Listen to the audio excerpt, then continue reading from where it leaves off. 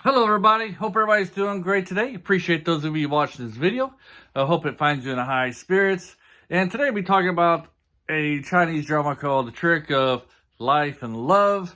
In many ways, this show reminds me of the movie Overboard with Kurt Russell and Goldie Hawn. If you haven't seen it, it's about Goldie Hawn. She loses her memory, and Kurt Russell kind of tricks her into thinking that she's his wife. Well, in this drama, our leading man, he's a high-powered CEO guy, straightforward, straight-laced. He's very serious. Kind of has a disorder, a personality disorder, I guess you can say, where he doesn't really show any emotions, or he doesn't recognize emotions and such like that. Anyways, he's on this business deal, and he gets, he gets involved in a car accident, and he loses his memory. Well, our leading female character here, she's at the scene when he loses his memory, and she used to be his student when he was a professor, and he treated her kind of badly. Of course, it wasn't just her he treated badly, he just treated everybody kind of harsh. And so to play a trick on him, she decides to she decides to convince him that they are a fiance, that they're, engaged to be married. And so she kind of carries this out. She does have a good reason for this. It's partially because she's trying to get back at him for treating her so badly in the past. But also, we find out that the CEO's life is in danger. The company that he runs, there's kind of like a power struggle going on, which is kind of like the interesting part of this drama is the power struggle going on within this company. And so his rival is trying to, take him out, trying to kill him, trying to get rid of him and such, and kind of organize the traffic accident. That's why I should have put traffic accident in quotations there. But anyway, so she kind of helps him along, convincing him that they're engaged to be married, to play a little trick on him. Also, she's trying to save his life at the same time, you can say, by doing this trick. Well, anyways, this is a romantic comedy, so her feelings for him starts to come real, and vice versa. And so the story is not only about their relationship, but also about the power struggle that's going on in his company. So this is probably the most interesting part, is the power struggle within the company that's going on, The only problem I have with it is that they didn't really go into it far enough, and it's kind of like barely touched in areas, and they could have gone deeper into that. It's fairly early, like halfway through the series, where I'm trying not to do any spoilers here, but this is kind of like a minor spoiler. He kind of pushes the guy who's his rival in the company out a little bit because, the guy is doing illegal stuff. So about halfway through the series there, his rival is on the run, trying to hide from the cops. But he does have like an informer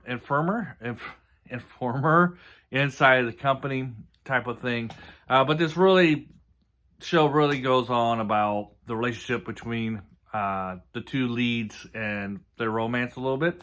Like I said, though, I kind of wish it would have gone more into like the power struggle within the company.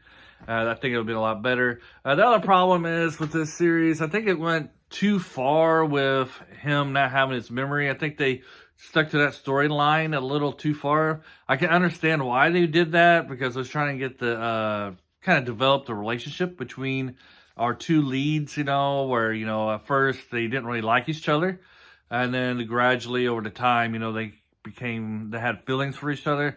But after a while, that kind of storyline gets kind of boring. It's like the first 16, let's say it's the first 16 episodes, but, but the relationship doesn't really start until like episode 2 or 3, when he loses his memory, if I remember right. But it's just too long of that storyline, him losing his memory, and it really gets kind of boring. But they do have some interesting parts in that where, they're trying to dodge the people who's trying to take him out, trying to kill him and such. The other aspect of this I really hate is that the second male lead is a soy boy. Like, I really don't like characters who try to avoid their responsibility that they have. So our second male lead is basically, he's the CEO of the company that our female lead works for. She's his secretary. But he's always trying to dodge and avoid his responsibilities of the CEO. It's something that he doesn't even want to do. Really, he's just got family pressure into doing this. And he started his own company to avoid having to take over his father's company. So he's somebody who's always dodging, like I said, his responsibilities. And of all things, he wants to be a influencer on, like a YouTube influencer type person with relationships. And so he kind of pushes all responsibility to, like, his sister. He's like, our sister, she's the one who wants to take over the company. On his own company that he's trying to run, he pushes it all to our female lead. So this is definitely a show about, female power. At least, though, that the show, or their CEO, the guy who loses his memory, he is not that type of person. He's somebody who takes responsibility for himself. He's a leader, and he goes very well with our female lead. One thing I noticed, especially here in American shows, when it has like a strong female character, they kind of dumb down the male characters and make them look silly and stupid. This show doesn't really do that. Like I said, the second male lead, yes, he is like what Americans would have done if they was making this. So to make the second male lead the male lead of the show, like somebody's trying to shirk their responsibilities. In this show, the second male lead's like that, so you definitely don't like him. I don't know anybody who likes him. Watch this. You can find this on Viki, Rakuten, and like you can read the comments. None of the comments like this guy, man or a woman, because women don't like guys who shirk their responsibility and run away from the things that they're supposed to be doing. But in this one, we got a strong male lead who can carry his own with the female lead. He is just as smart, if not smarter than she is, and they play off each other very well in this series. And so, like I said, his flaw is that he doesn't really show emotion. He doesn't understand emotions like love and hate and stuff like that. He just doesn't exist. Until he meets the female lead, and she kind of helps him bring out these emotions into his life. So that's very good. That's one of the very good aspects of the show. The problem, though, with this Chinese drama is that it's a copy and paste storyline of every Chinese drama that of this type ever existed.